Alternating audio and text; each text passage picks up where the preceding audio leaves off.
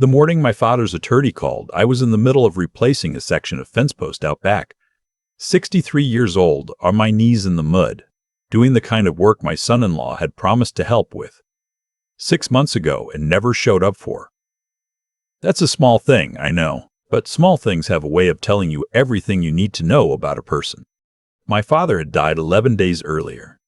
Quietly the way he'd lived, no drama, no long goodbye, just a phone call from the hospice nurse on a Tuesday morning saying he'd passed in his sleep. I drove the 4 hours alone. My wife didn't come. She said she had a work thing she couldn't reschedule. I didn't push it. The attorney's name was Neville. He had an office above a dry cleaner in the town where I grew up, and the whole building smelled faintly of chemicals. He was younger than I expected, mid-40s maybe. With reading glasses he kept taking on and off like they bothered him. He read the will out loud, which I hadn't expected. I thought it would be forms to sign and a handshake. My brother got the house.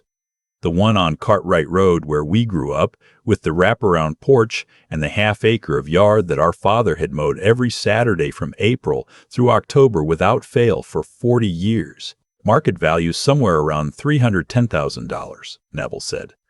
My brother made a sound, not quite a word, somewhere between satisfaction and relief. To me, my father had left a piece of land. Not a house, not a building. A piece of land out past the county line, 12 acres of scrubby flat ground that had once, 40 years ago, been a small airstrip for crop dusters. Nobody had used it for anything in decades. There was a metal outbuilding on the property, maybe 800 square feet, half its roof panels rusted through.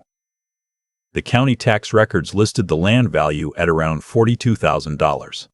My brother didn't even try to hide the look on his face. He didn't say anything until we were out on the sidewalk, which I appreciated, some restraint at least. You know you can sell it, he said. Someone might want it for grazing. Or just sit on it. Land's land. I nodded. I didn't say much. I've never been the kind of man who says much. When I got home that evening, my wife was at the kitchen table with a glass of wine and her reading glasses on, going through something on her tablet. She looked up when I came in. How did it go? I told her, house to my brother, land to me, the old airstrip parcel out past the county line. She set the tablet down. I watched her face go through a small, careful series of adjustments before she settled on something that was almost neutral.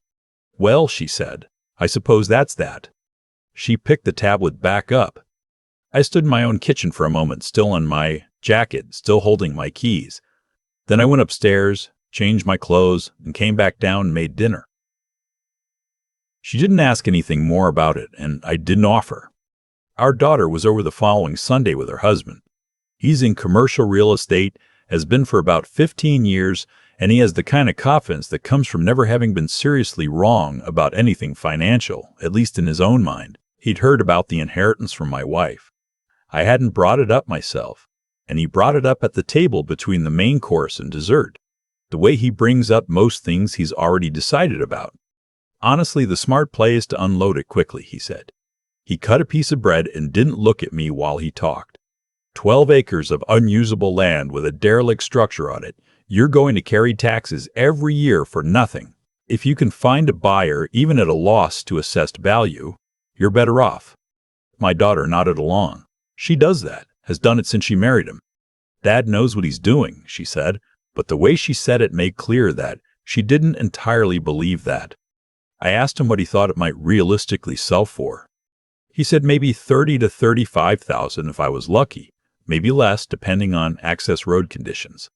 He said he knew a guy who bought marginal land like that for a land bank, and he could make a call if I wanted.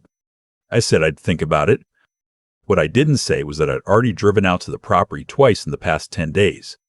Once the day after I got back from the attorney's office, and once early on a Wednesday morning before anyone was up.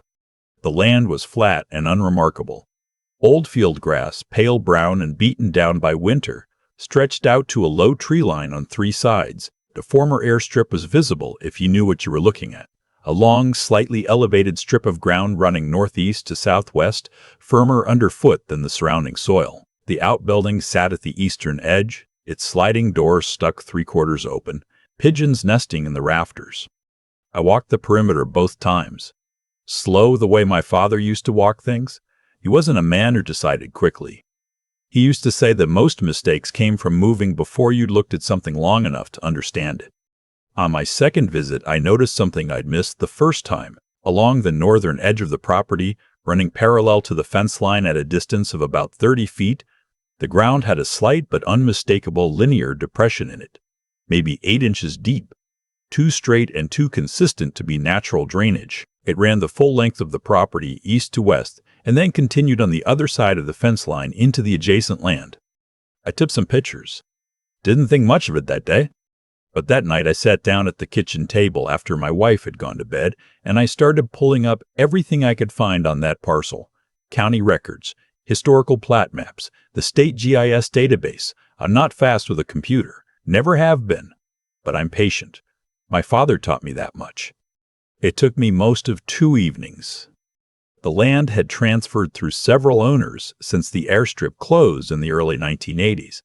My father had acquired it in 1991 for reasons he'd never explained to me or my brother. Before him, it had been owned briefly by a holding company out of the state capital, and before that, by the original airstrip operator, a man who had gone bankrupt and whose estate had been settled in probate. In that probate record, filed in 1983, there was a reference to an easement. I almost missed it. It was listed in the supplemental attachment, 3 pages into a scanned document that was barely legible, described in language I had to read 4 times before I understood what I was reading. A utility corridor easement, granted in 1979 to a regional energy authority, running east to west across the northern portion of the parcel for the purpose of, and this was the part I read very slowly, underground transmission infrastructure associated with a federal rural electrification project. I sat back in my chair. I didn't know what that meant in practical terms. Not yet. But I knew that an easement granted to a federal-linked entity didn't just expire. Those things had teeth. They had renewal clauses and compensation schedules and all kinds of language that people who weren't paying attention walk right past. I printed the document. Then I printed the plat map. Then I printed the county recorder's index page and the GIS parcel overlay. Then I went to bed because it was past midnight and my back hurt and I'm 63 years old. The next morning I called a property attorney in the city, a woman my former colleague had used for a boundary dispute a few years back. Her name was Aldecott. Sharp, methodical, didn't waste words. I told her I had some documents I wanted her to look at, nothing urgent, but I wanted a professional set of eyes on a specific easement clause. She said she could see me Thursday. I didn't tell my wife I was going. It wasn't a decision I made consciously. I just noticed I didn't bring it up, and I let that stand. Thursday morning I drove to the city and sat across from Aldecott in her office and spread my printed pages on her desk. She went through them quietly. Took about 20 minutes. She asked me 2 questions. Had there been any modification to the easement recorded after 1983? And did I know the current operational status of the corridor? I said I didn't know the answer to either. She typed for a few minutes. Then she sat back and looked at me in the way people look at you when they're deciding how to say something. The easement, she explained, had been renewed in 2004 under the original authority's successor organization, which had since been absorbed into a regional grid management cooperative. The corridor was actively maintained. It carried buried, high-voltage transmission lines that served a cluster of rural counties to the west. Because the easement predated and was superior to all subsequent ownership transfers, it had passed to each successive landowner, including my father and now me, along with clear legal rights to annual compensation for the use of the corridor, compensation that was structured by the original federal program's terms to be renegotiated every 10 years and indexed to regional transmission rates. The last renegotiation had been in 2014.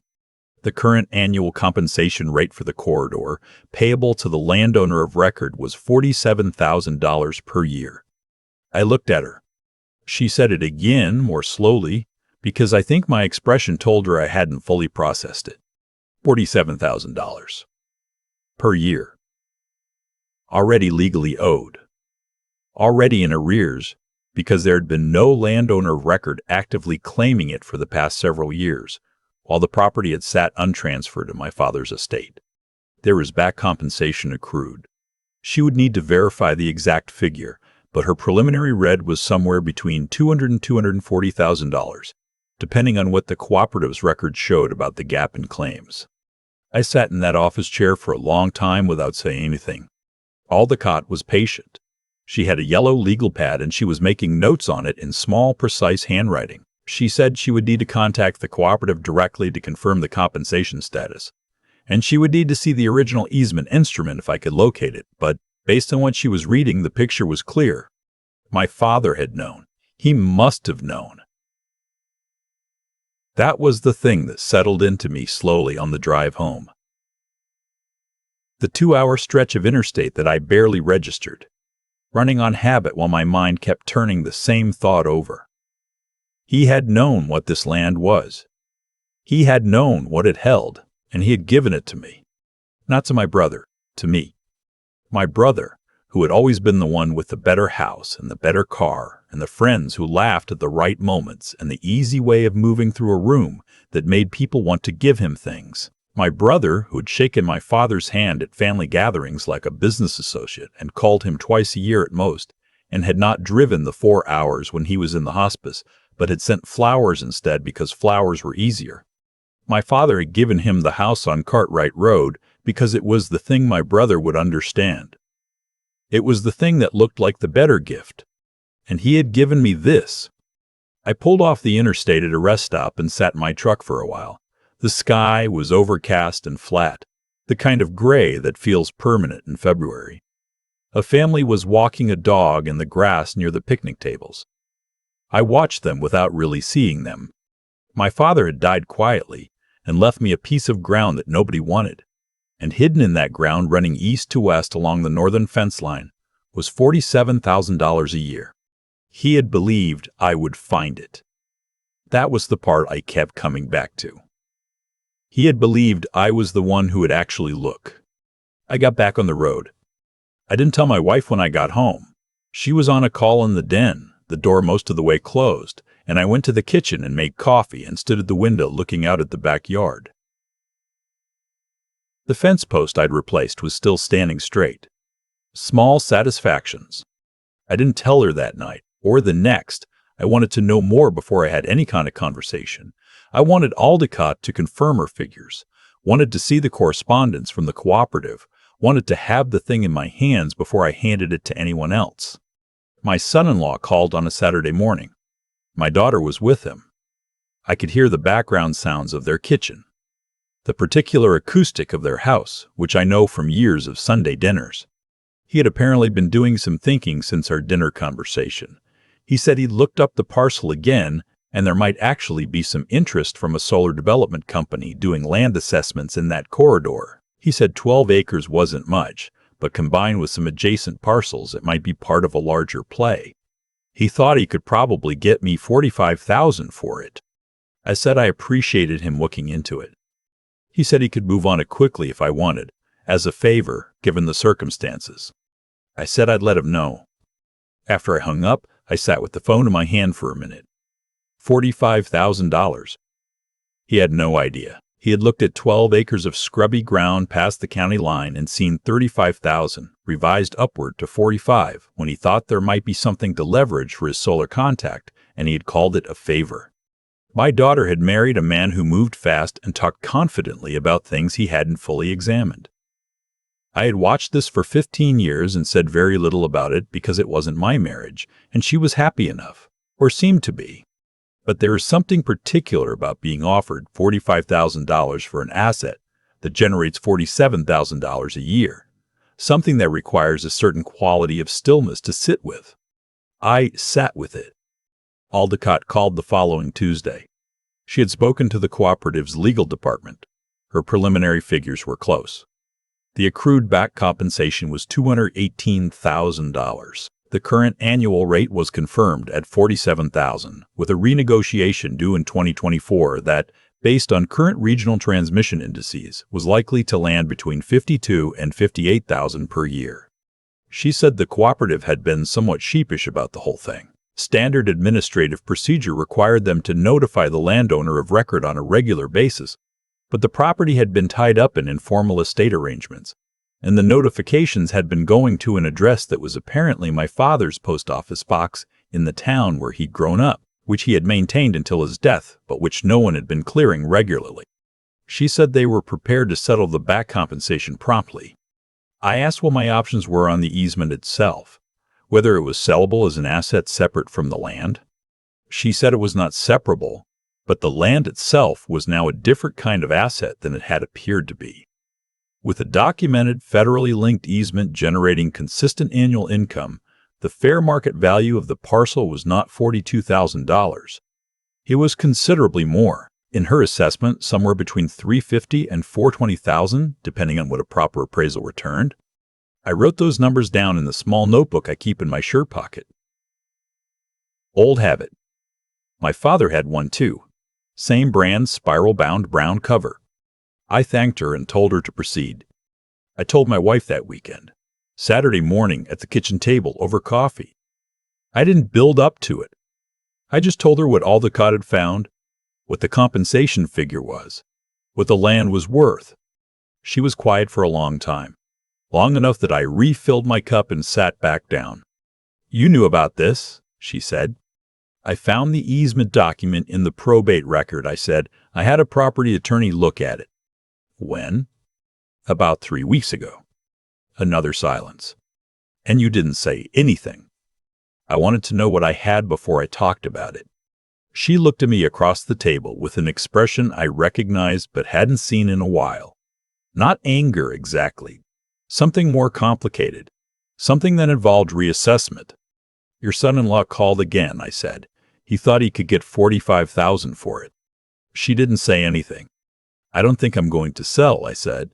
"I'm going to take the back compensation, get the land properly appraised and titled, and hold it. If I decide to sell eventually, I'll do it right." She nodded slowly. I couldn't fully read her, but she nodded. My daughter called that evening. I don't know what my wife told her in the hours between breakfast and dinner, but my daughter called and asked me to walk her through what had happened. I did. She was quiet, too, in a different way than her mother. A kind of recalibration I could hear in the pauses. "Dad," she said after a while, "why didn't you tell us sooner?" I thought about that. "Because I needed to understand it first," I said. "And because for most of my life, when I've taken time to look at something carefully, the people around me have found it inconvenient. I didn't want to have a conversation about a thing I didn't fully understand yet with people who were already moving faster than the facts." She didn't respond right away. "That's a little pointed," she said. "Maybe," I said. She told her husband, evidently because he called the next morning. His tone had shifted. Not dramatically, not an apology, not his style. But the casual authority was dialed back. He asked a few careful questions about the easement structure and the compensation schedule, professional questions, the kind he'd ask a client. I answered them straight. He said it sounded like I'd done my homework. I said my father had taught me to look at things slowly. The back compensation came through from the cooperative about 6 weeks later, $218,000, minus Aldecott's fees, deposited to an account I'd opened separately. The formal appraisal on the land came back at $392,000. I drove out to the property on a Thursday afternoon, alone. Parked on the gravel edge of the access road and walked the perimeter the way I had in February. Slow, hands in my pockets, following the fence line. The field grass was greening up now, the tree line filling in. You could see the linear depression along the north edge if you knew where to look, that long, shallow trace in the ground where the transmission lines ran 30 feet down. $47,000 a year running east to west through a piece of ground everyone else had written off. My father had walked this land. I was certain of that now. Had probably walked it the same way I was walking it. Same pace, same attention. He'd understood what he had, and he'd carried it quietly, the way he carried most things, and at the end he had passed it to the son he believed would actually read the paperwork. I stood at the northeast corner where the depression was most visible and looked out over the flat ground. The outbuilding at the far end still had pigeons in the rafters. The rusted roof panels would need replacing. There was work to do, the slow, unglamorous kind that nobody would notice until it was done. I'm not a man who needs to be noticed. My father knew that. It was the most important thing he knew about me, and at the end, it was the thing he left me. I took out my notebook and wrote down 3 things I wanted to do with the property before fall: repair the roof panels, clear the access road, get a proper survey marker on all 4 corners. Small practical things. The kind that don't impress anyone but that mean you're taking care of what's yours. Then I walked back to my truck and drove home.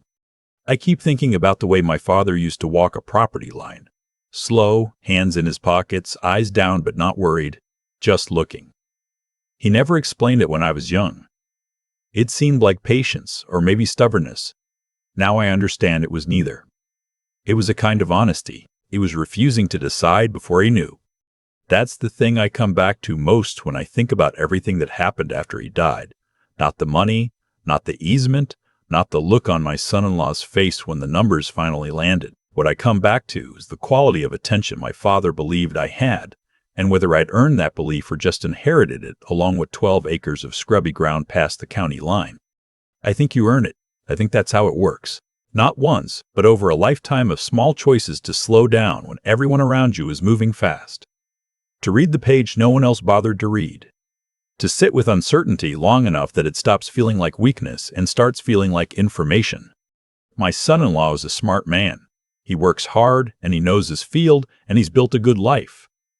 But he looked at that land and saw what it appeared to be, and he moved, the way he always moves, toward a conclusion before the evidence was complete.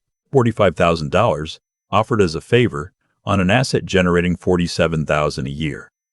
Not because he was dishonest. Because he was certain, and certainty can cost you as much as ignorance if you're not careful about when you apply it. I don't say that with satisfaction. I say it because I've done the same thing. I've looked at situations in my own life and moved too fast and paid for it. What my father gave me wasn't immunity from that. It was a model, a quiet, consistent demonstration repeated over decades that the man who waits long enough to understand what he has will almost always come out ahead of the man who doesn't. That's not a philosophy I could have articulated at 30, maybe not even at 50, but at 63, with my father's notebook in my shirt pocket and his land under my feet, I understand it the way you understand things that have been true your whole life, but only become visible when you need them. There's something about doing right by what you've been given, not wasting it, not squandering it on haste or pride or the need to seem decisive. My father worked quietly for 40 years and left 2 sons exactly what he thought each of them deserved. He was right about both of us, which is either a tribute to how well he knew us or a verdict on how little we'd changed. I choose to believe it was both. The lines running east to west beneath that field didn't appear because I was lucky. They were always there. The document was always in that probate file. The compensation had been accruing for years, waiting for someone who would sit down at a kitchen table after midnight and read the fine print without anyone asking them to. My father believed I was that person.